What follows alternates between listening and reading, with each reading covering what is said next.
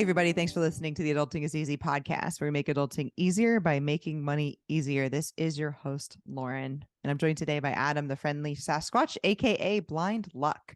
He retired at age 32 from a career in aerospace supply chain management and manufacturing R&D. Adam has a degree in construction management from the University of Washington that he received in 2010. His FIRE, financial independence, retire early story was born out of necessity due to degenerative eye condition that forced him out of the workforce earlier than originally planned. Thankfully, Adam was able to think outside of the box and make a comfortable early retirement a reality. Since December 2019, he's been living the FIRE dream. Thanks for joining me, Adam. Welcome. Happy to be here. So today, Adam, we're going to talk about financial independence, retire early. Looking forward to it. Let's do it.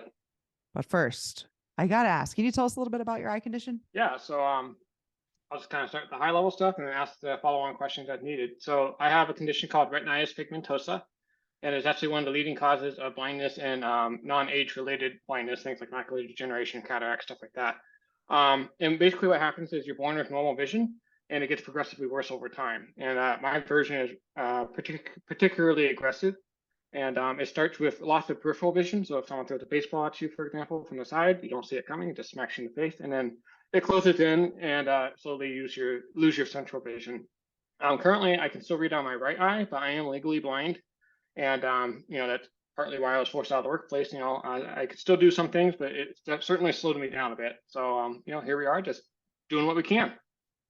So how old were you when you first noticed your vision changing? So we've noticed it my brother first. We both have the condition, and he was kind of getting lost inside the house at night. Like he'd go to the bathroom or whatever, and he'd get stuck behind the couch, just really odd places. My parents were like, "What's up with this?" So they took him into the eye doctor, and the doctor's like, "This doesn't look right." So they ended up sending us to University of Washington Eye Center, and they did a bunch of tests I won't get into, and they figured out like, okay, this guy has night blindness, and we should test his brother because it's genetic. And the night blindness is the very early symptoms. And that was about when I was probably 6th or 7th grade. So, in the back of my head, I kind of knew it was coming, but pretended not that, just kind of pretended if I could ignore it, it wouldn't, become real. And then in college, it started being more challenging to get around at night, and driving became a challenge and stuff like that. But yeah, as far as stages of grief, the first one is always denial, and I certainly denied it, just hoping if I didn't acknowledge it, it wouldn't, come. But I do remember when I was a kid in the doctor's office, the doctor was like, hang on 1 minute, we're going to be right back with some students. And they came in with like 10 grad students, and they're all like, oh, this is just like the textbook. This is really interesting. And they're like shining lights in their eyes. I'm just sitting here like, this isn't good. And all these people coming to look at me, this can't be good. So yeah, that's what I wanted to ask about the stages of grief for, because as I'm putting myself in your shoes, and being in middle school is like the worst anyways. So to add anything extra to it, it just sounds like a nightmare. And I felt like if I were in your shoes, I would have probably put my head in the sand over it. But then as it became more and more real, I feel like you must progress. You've got to get angry. You got to go through this why me stage. And then I think I would probably end up in depression, and I don't know if I would get out of it. Like, what was all of that like?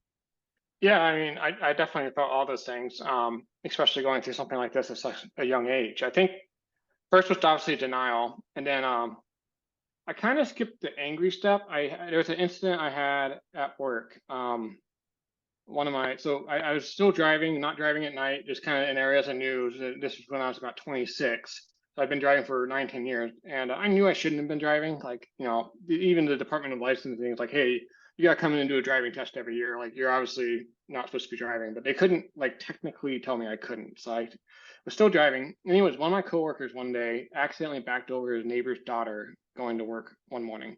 It was a really foggy day. He just didn't see her. Honest mistake. And I saw like how much that crushed him. It killed the girl. It was really sad. And I was just in my head thinking like, oh my God, I can't be that guy. I can't allow myself to do that to someone else. It's not fair to me to make that choice for someone else.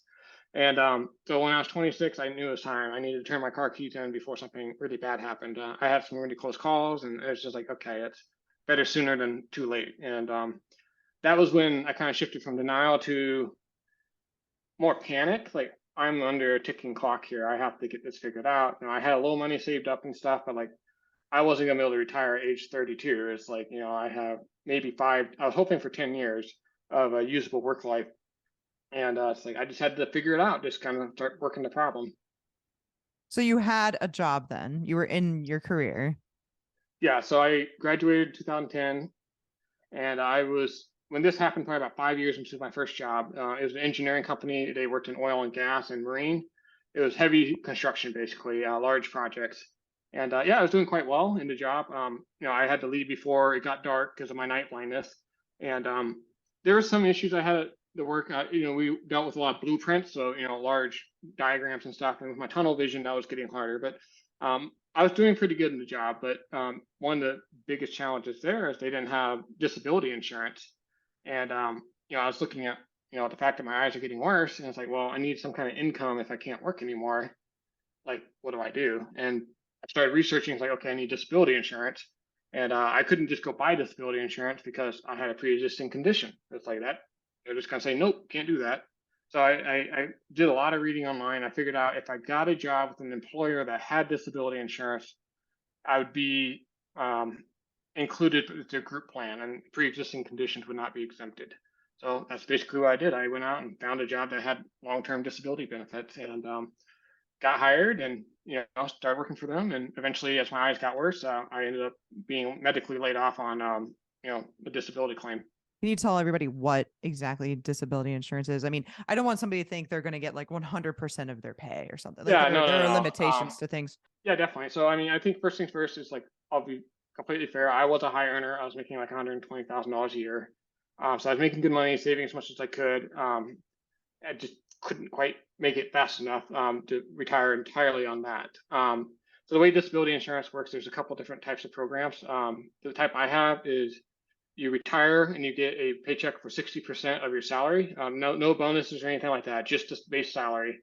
And there's different terms. So mine is until I'm age 65, so a relatively long term, but it doesn't adjust for inflation. So after 10 years in an inflation environment, it might not be as nice as you think.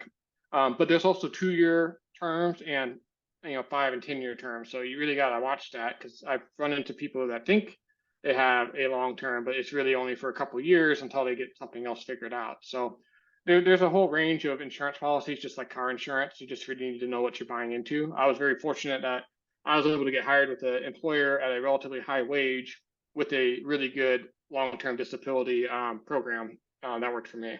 Well, I think that was lucky, but you put your research into that too, and you had the skills to merit that much of a salary. So I think you're selling yourself short there a Yeah, little bit.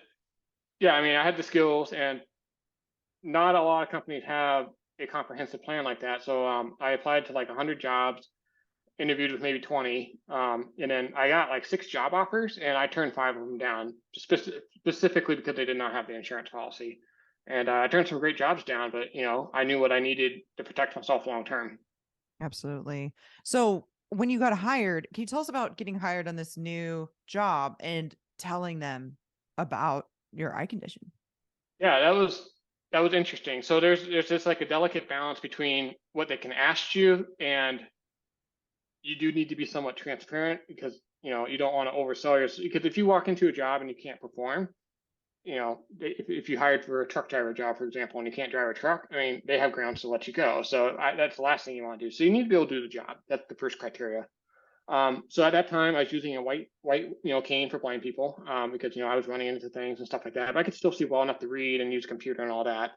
But yeah, I just I had a lot of experience. I had a good track record. But yeah, I went to a job interview with a white cane, and obviously that pretty clearly signals that I have some visual challenges. But they did intelligence testing, personality testing, and then obviously I walked the factory floors and all that stuff with them. So they got, I think, a pretty good idea of what I could and couldn't see. I was very upfront about it.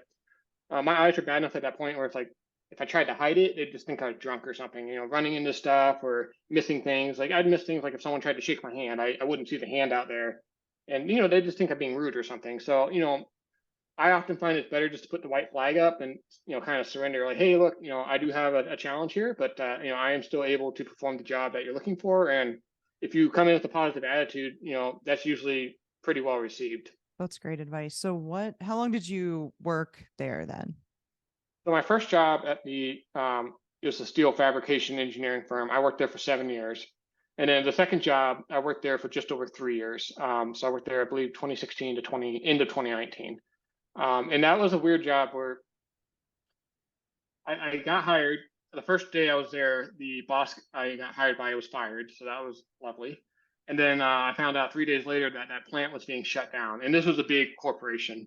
So I ended up moving between 6 different plants. Wow.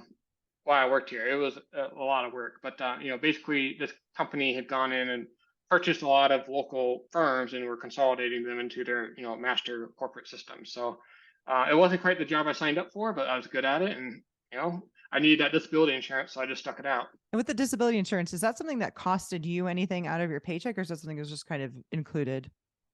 So in my case, it was not something I had to pay for. It was just included. I do know a lot of employers that do offer the benefit. They will charge out of your kind of like 401k plan. You just have a deduction, and it's usually not very expensive. It might be maybe 10 or 20 cents per hour of work. So it's not very much money to the employer or the employee if they have to opt in.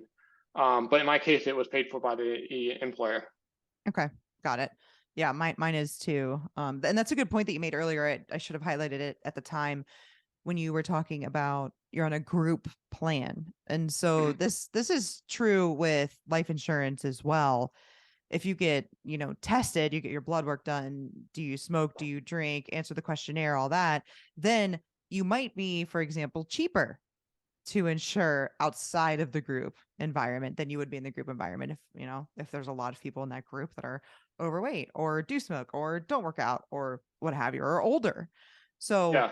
that's a good point. If you can get into the group, then you don't have to do those tests or answer those kind of questionnaires or anything like that, because they basically can't single you out. So that's just something to think about. It can work both ways. Sometimes being part of a group can be fantastic. Sometimes being part of a group can be a negative thing if especially for life insurance. I know I've heard that Yeah, before. or even medical insurance if your group is older, or maybe have some people that are extremely high cost. The whole group absorbs it. So yeah, that's a good way of looking at it. It's a two way street. Mhm. So, what are your thoughts on short-term and long-term disability? Do enough people have this kind of insurance?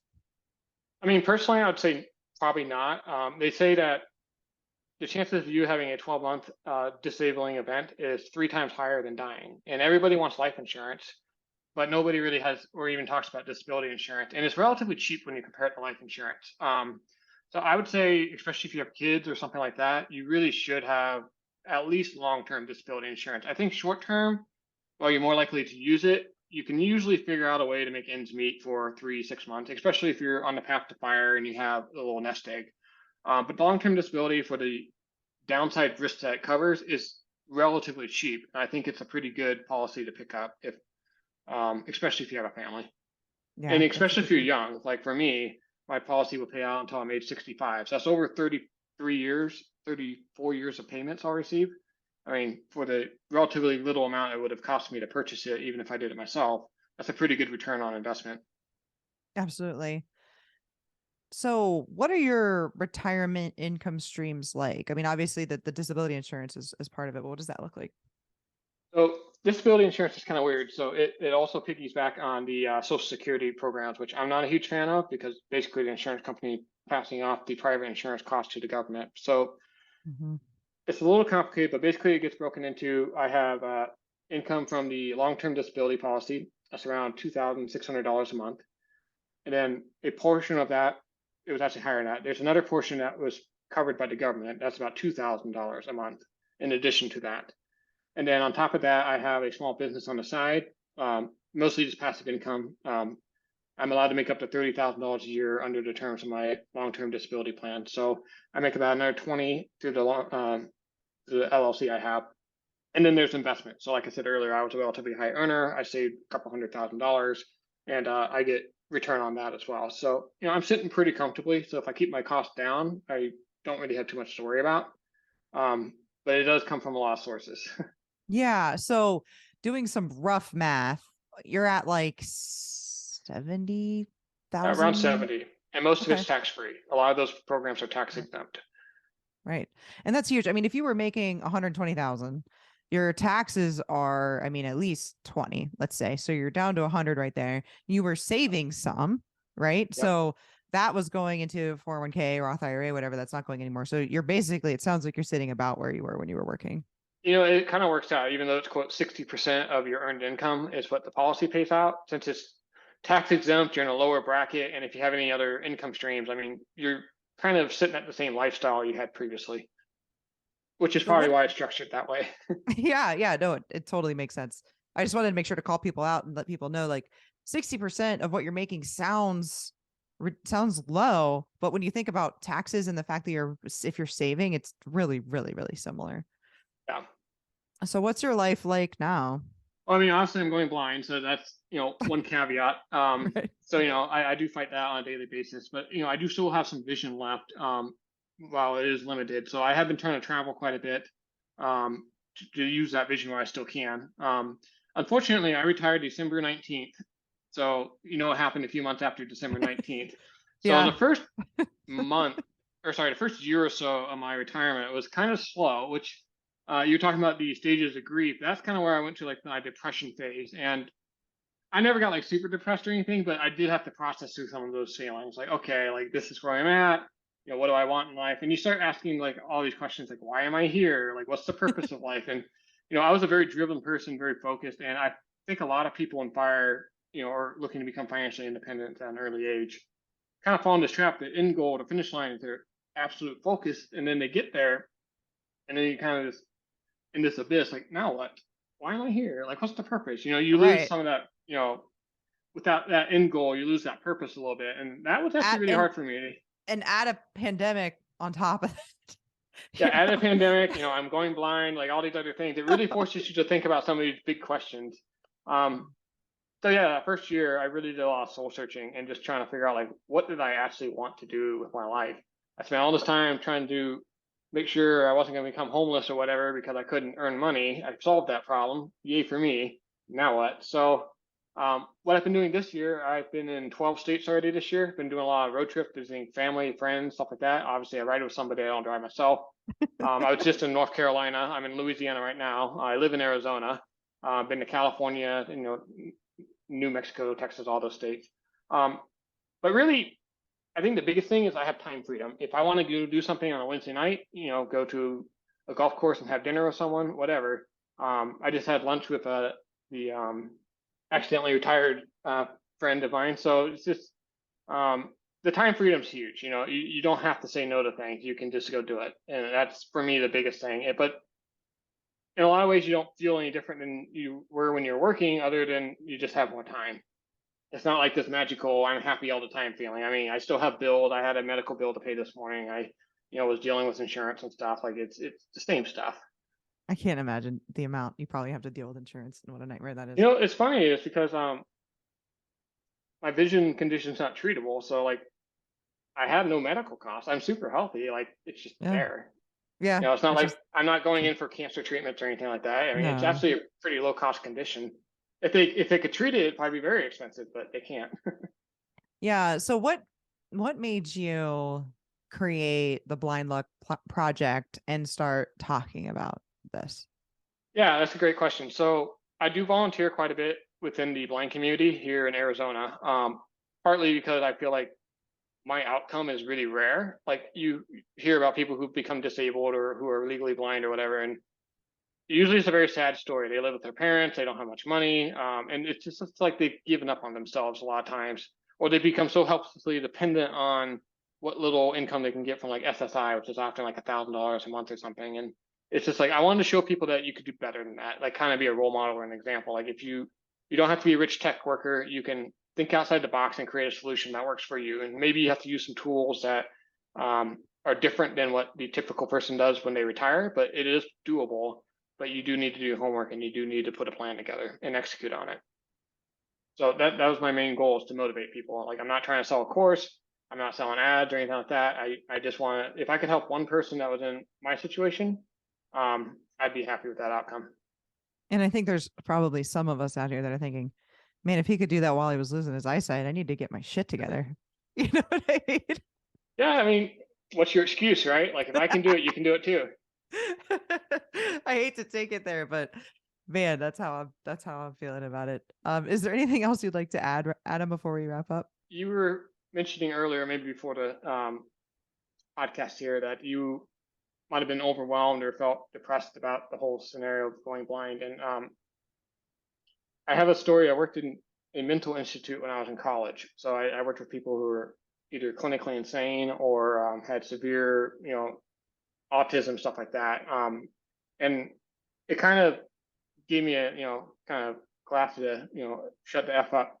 Because, yeah, I have my challenge, but here's people that truly have a challenge, like something that's not overcome. You cannot overcome that. If you're drooling down your face and can't speak, you cannot overcome that. You're at such a low state that it's kind of hopeless. So, I mean, I guess the takeaway I had from that is there's always someone that has it worse than you, whatever your problem is. If you lost a bunch of money in the stock market, you have a physical disability, or you have a spouse that has a shopping problem, whatever the challenge is in your life, there is a solution to it, and there's someone who has it worse. So if you stop feeling sorry for yourself and start working on a plan, there is a solution to whatever is holding you back. And there's a community too, it sounds like, that you could be. Yeah, people like Lauren. Yes. Hello, my little adults out there. Join the Adulting is Easy community. But also, like, you're part of this blind community. There are communities for things too, which I think are really important for people to remember.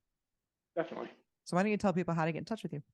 Yeah, so I'm on Twitter at blind_luck. I'm sure Lauren will be gracious enough to put that in the description.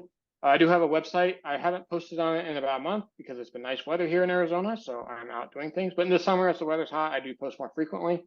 And then I also have a YouTube channel. I haven't posted any videos yet, but more to come on that. So hint there. And maybe some future podcasts. We'll see what happens. Yeah, let's see what happens. And this, by the time this comes out, we've got like a month of lead time. You might have some videos on there. Yeah, I might. You guys can follow me on Twitter at Adulting is Easy. I started a YouTube channel. It's at Adulting is Easy as well. On Instagram at Adulting is Easy Real. Website realadultingiseasy.com. If you like this episode, you may like episode 91, where I talked about a car accident that I was in and the financial impacts from it.